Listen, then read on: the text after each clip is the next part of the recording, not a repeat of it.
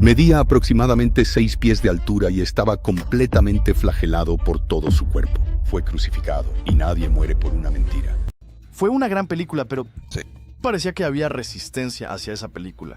Hay una pregunta que Joe Rogan lleva años sin poder responder. Y no es sobre ciencia, no es sobre política, no es sobre ninguno de los miles de temas que ha destrozado con lógica fría frente a millones de oyentes. Es sobre una película. Una película que vio hace más de 20 años y que, según sus propias palabras, todavía no puede explicarse completamente. La Pasión de Cristo. Y cuando Mel Gibson finalmente se sentó con él y comenzó a hablar de lo que realmente ocurrió, de lo que había detrás, de cada fotograma, de los eventos que nadie del equipo puede explicar hasta hoy, de la razón real por la que Hollywood peleó tan duro para que esa película no existiera, Rogan, el escéptico más famoso del planeta, guardó silencio. No el silencio de alguien que está procesando información, el silencio de alguien que acaba de escuchar algo que no encaja en ninguna de sus categorías. Y aquí está la pregunta que nadie te ha hecho directamente. ¿Qué sabes tú realmente sobre esa película? Porque casi todo el mundo la vio. Millones lloraron, millones discutieron. Su sacrificio fue por toda la humanidad y por todos nuestros males y todas las cosas de nuestra naturaleza caída. Fue una redención. Millones salieron del cine sin saber qué decir, pero casi nadie entendió lo que estaba mirando. La violencia era solo la superficie.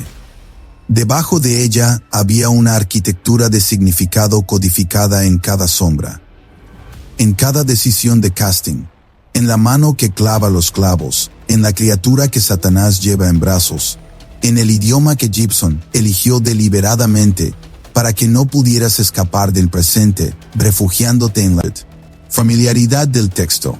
Esto es lo que todos perdieron. Y esto es lo que Gibson finalmente dijo en voz alta.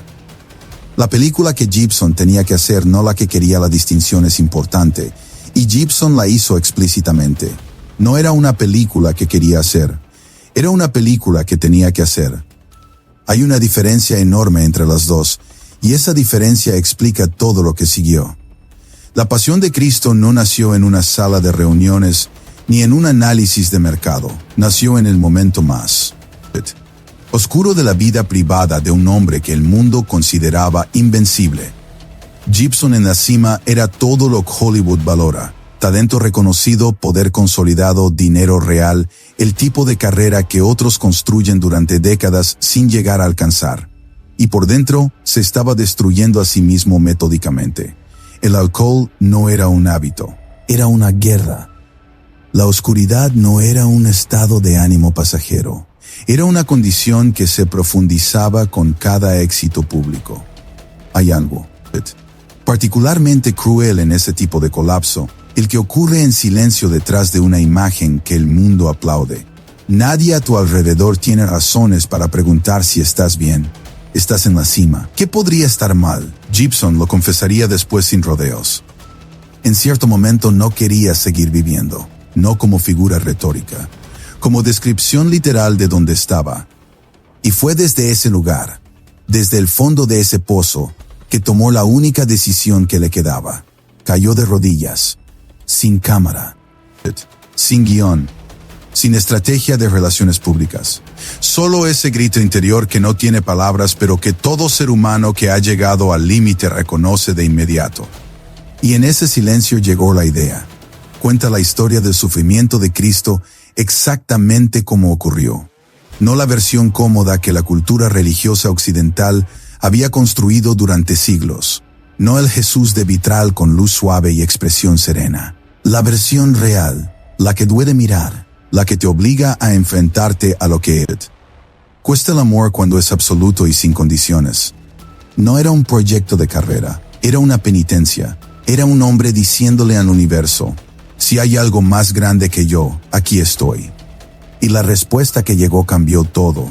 Lo que cada fotograma escondió, la mayoría de los espectadores vieron una película sobre la última noche de Jesús. Lo que Gibson construyó fue algo completamente diferente. Un documento teológico codificado en lenguaje cinematográfico, con capas de significado que requieren múltiples visualizaciones para comenzar a ser descifradas completamente. Cada decisión visual, cada elección de iluminación, cada posición de cámara llevaba intención que el espectador desprevenido o simplemente no registra conscientemente, pero que siente de maneras que no puede articular. La escena de apertura es el ejemplo más claro. Getsemaní, oscuridad absoluta. Jesús arrodillado mientras sus discípulos duermen a su alrededor. Un hombre completamente solo en el momento más difícil de su existencia, abandonado precisamente por las personas más cercanas a él, las que más lo amaban. La vulnerabilidad de esa imagen es aplastante. No hay grandeza cinematográfica convencional en esa escena. No hay majestad diseñada para impresionar. Hay un ser humano al borde del abismo sosteniendo el peso de algo que no tiene escala ni medida posible. Y esa elección de comenzar con la vulnerabilidad total, en lugar de con la autoridad o el poder, lo dice todo sobre lo que Gibson estaba intentando hacer. Luego Satanás aparece. Y aquí está la primera decisión que el 90% de los espectadores pasó por alto completamente.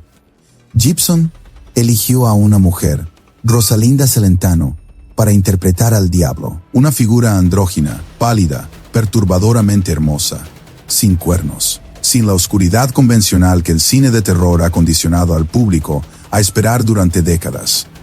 Una presencia tranquila, observadora, que nunca actúa de manera directa, pero que siempre opera desde los márgenes del encuadre, siempre en el fondo, siempre visible para el espectador, pero invisible para los personajes que la rodean. Esa decisión no fue estética, fue teológica. El mal no es feo. No llega con señales de advertencia. Es una corrupción de la belleza. Se presenta como razonable, casi amoroso, casi necesario. El horror no está en la apariencia. Está en lo que yace debajo de una superficie que parece perfectamente normal. Y luego está la serpiente aplastada bajo el talón de Cristo. Una referencia directa al Génesis, a la primera promesa de redención pronunciada en toda la historia bíblica. Gibson no comenzó su película en el Nuevo Testamento. La comenzó en el principio mismo, porque quería que entendieras que lo que estabas mirando no era el final de una historia que comenzó en Belén. Era el cumplimiento de algo que comenzó mucho antes de que ninguno de nosotros existiera. Y luego está el detalle que prácticamente nadie notó en el momento del estreno y que sigue siendo el más extraordinario de todos. La mano que clava los clavos en la crucifixión no pertenece a ningún actor del reparto. Es la mano de Mel Gibson. Se puso él mismo en el encuadre. Su mano, su martillo. Estaba confesando en película, ante el mundo entero, que él también era responsable. Que todos somos responsables. Que ese era precisamente el punto central de todo el proyecto. El doble estándar que nadie nombra durante su conversación con Rogan, Gibson dijo algo que pocas figuras públicas tienen la valentía de decir en voz alta. Algo que explica la resistencia que enfrentó con una precisión que ningún análisis de industria podría igualar. El cristianismo es la única religión que puedes despreciar públicamente. Eso fue lo que dijo. Y Rogan, que no es creyente y que no tiene razones para defender esa posición por interés propio, estuvo de acuerdo sin dudar, porque es verdad. Y es una verdad que la mayoría de los medios mainstream nunca formulará con esa claridad. Las películas sobre otras tradiciones religiosas reciben tratamiento respetuoso, retratos matizados, manejo cuidadoso de los temas culturales. Los proyectos sobre el Islam, el budismo, el hinduismo, las tradiciones indígenas, son abordados con una sensibilidad que los ejecutivos de Hollywood consideran obligatoria. Pero cuando llega un proyecto sobre el sufrimiento de Cristo, la respuesta es fundamentalmente diferente. Escepticismo automático, etiquetas de anticuado, demasiado serio, desconectado del público moderno. Gibson lo vivió en carne propia. Estudios que deberían haber competido por financiar un proyecto de un director ganador del Oscar de repente tenían agendas llenas. Las llamadas no se devolvían. Los colegas que habían trabajado con él durante décadas comenzaron a mantener las distancias. La industria no solo dudaba de la viabilidad comercial, se oponía activamente al contenido mismo, y fue esa oposición la que produjo algo que ningún ejecutivo de Hollywood habría podido predecir. La película más vista de ese año, $612 millones, sin estudio, sin red de seguridad, sin nadie en el sistema creyendo en ella. La audiencia Hollywood insistía en que no existía, resultó ser la más hambrienta de todas. Parte 4. Helios Eventos QEL. Equipo todavía NEO puede explicar aquí. La historia se vuelve más difícil de categorizar. Porque lo que ocurrió en el set de Matera, Italia, durante el rodaje de La Pasión de Cristo no entra cómodamente en ningún marco de referencia ordinario. Jim Caviezel, el actor elegido para encarnar a Cristo, llegó al set siendo activo en su fe, pero sin saber completamente lo que le esperaba. Lo que vivió durante esos meses de rodaje fue algo que describió después como la experiencia más difícil y más transformadora de su vida. En ese orden: el hombro dislocado mientras cargaba la cruz, las heridas reales de la flagelación, la hipotermia durante las escenas de la crucifixión en el frío de la madrugada italiana. Su dolor no era actuación, era absolutamente real. Y esa autenticidad se filtra a través de cada fotograma de la película terminada de una manera que ningún efecto especial podría replicar. Pero nada de eso preparó al equipo para lo que ocurrió durante la escena del Sermón de la Montaña.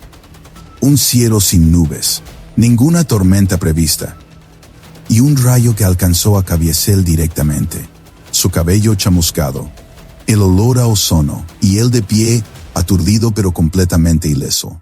Minutos después, el director asistente Gian Michelini corrió hacia él para ayudar, y fue alcanzado 2 veces, en el mismo punto exacto, en menos de 1 minuto. El equipo se quedó inmóvil mirando el cielo. No fue el tipo de silencio que precede a la acción. Fue el tipo de silencio que sigue a algo que nadie sabe cómo nombrar. Luego estaba Luca Lionello, el actor que interpretó a Judas. Llegó al set declarándose ateo, no como postura pública ni como provocación, como descripción honesta de dónde estaba, y salió del rodaje siendo creyente. Se bautizó junto con toda su familia, no porque alguien lo presionara, sino porque pasar meses explorando los temas de traición y redención desde adentro hizo algo en él que no podía deshacer simplemente terminando el contrato. Llama a suscribirse canal abiertamente. Aquí me detengo. Y te hablo directamente. Si algo de lo que has leído hoy tocó un lugar dentro de ti que no esperabas que fuera tocado, si hay algo que se movió cuando veíste sobre un hombre que se arrodilló en la oscuridad y decidió apostar todo por una historia que el mundo no quería escuchar, entonces necesitas saber algo. Jesús no buscó a sus discípulos en los lugares donde se supone que hay personas religiosas. No los encontró en el templo, los encontró pescando, cobrando impuestos, viviendo sus vidas ordinarias. Y cuando llegó a ellos, no les presentó credenciales, no les explicó todo el plan desde el principio, solo dijo 2 palabras: sígueme. Y ellos lo siguieron, sin saber completamente a dónde, sin garantías escritas, sin un mapa detallado del recorrido, solo porque había algo en ese llamado que era más real que todo lo demás en sus vidas. Yo te pido algo mucho más pequeño de lo que Jesús le pidió a Pedro: un solo clic. Suscríbete al canal abiertamente. Eso es todo. 2 segundos. Un movimiento de dedo. Pero si lo haces desde el lugar desde el que Pedro soltó las redes, con la disposición real de escuchar algo que pueda transformarte, entonces ese clic no es pequeño en absoluto.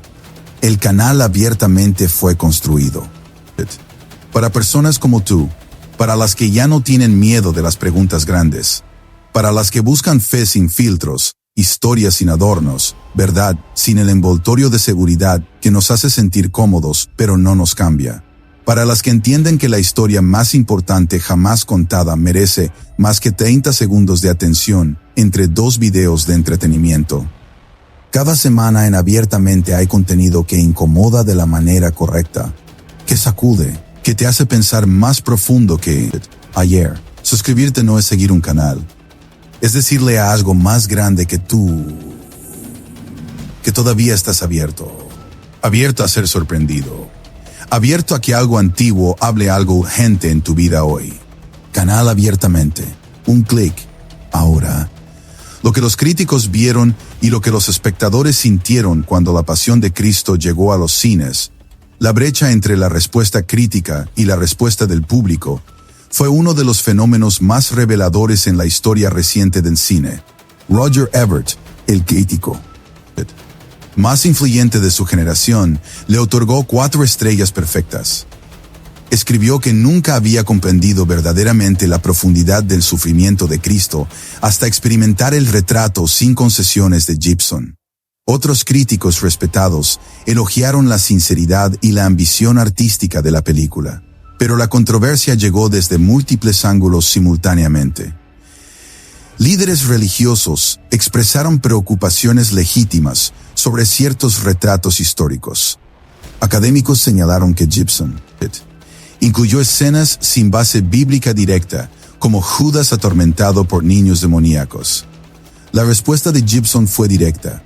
Usó el lenguaje cinematográfico, el simbolismo y la metáfora visual para explorar temas de culpa, redención y guerra espiritual. No era creación documental, era interpretación artística al servicio de verdades espirituales. Y funcionó. La intensidad del debate solo amplificó el interés público. Personas que nunca habrían considerado ver una película religiosa se sintieron obligadas a juzgar por sí mismas. Grupos de iglesias organizaron proyecciones masivas. Los líderes religiosos entregaron sermones analizando sus implicaciones. Los medios publicaron incontables historias diseccionando cada fotograma. Gibson había creado algo que se negaba absolutamente a ser ignorado. Pero lo más importante no ocurrió en las páginas de los periódicos ni en los programas de televisión. Ocurrió en los estacionamientos de los cines, en las cocinas de las casas a las 11 de la noche, en los mensajes de texto entre personas que no sabían cómo poner en palabras lo que habían sentido, pero que necesitaban decírselo a alguien. La pregunta que nadie puede ignorar. Gibson le hizo a Rogan una pregunta que se quedó flotando en el aire de ese estudio, en Austin mucho después de que terminara la grabación. Una pregunta simple, brutal en su simplicidad. ¿Quién muere por algo que sabe que es mentira? Esa es la pregunta. Cada uno de los apóstoles murió antes de retractarse. Ninguno, cuando se enfrentó a la tortura o la ejecución, dijo: "Lo inventamos, fue solo un maestro que murió y queremos seguir viviendo". Ni uno. Ese es el dato histórico que Gibson puso sobre la mesa frente a Rogan. No como argumento teológico, como evidencia humana. Las personas no mueren por cosas que saben que son falsas. El comportamiento de quienes estuvieron más cerca del evento, quienes tenían todo que perder y aparentemente nada que ganar materialmente, es un dato que se ubica fuera del dominio de la teología. Se ubica dentro del dominio del comportamiento humano. Y el comportamiento humano, Rogan lo entiende perfectamente. Ese argumento es lo que desestabilizó a un hombre que ha dedicado su carrera a desafiar las verdades recibidas con la lógica más fría disponible. No la emoción de la película. No los eventos sobrenaturales del set. La simple lógica histórica de lo que hace un grupo de personas cuando decide morir en lugar de retractarse. Gibson tampoco lo presentó como prueba definitiva. Lo presentó como lo que es. Una consideración que merece ser tomada en serio por cualquier persona honesta, creyente o escéptica. Y esa honestidad es lo que hizo que la conversación con Rogan fuera diferente a cualquier otra conversación que Gibson había tenido públicamente en 20 años. Cierre lo que todos perdieron y lo que todavía puedes encontrar. Eso es lo que todos pasaron por alto sobre la pasión de Cristo. No era simplemente una película sobre la última noche de un hombre. Era una confesión pública de un hombre que se había perdido completamente a sí mismo y que había encontrado el único camino de regreso que le quedaba.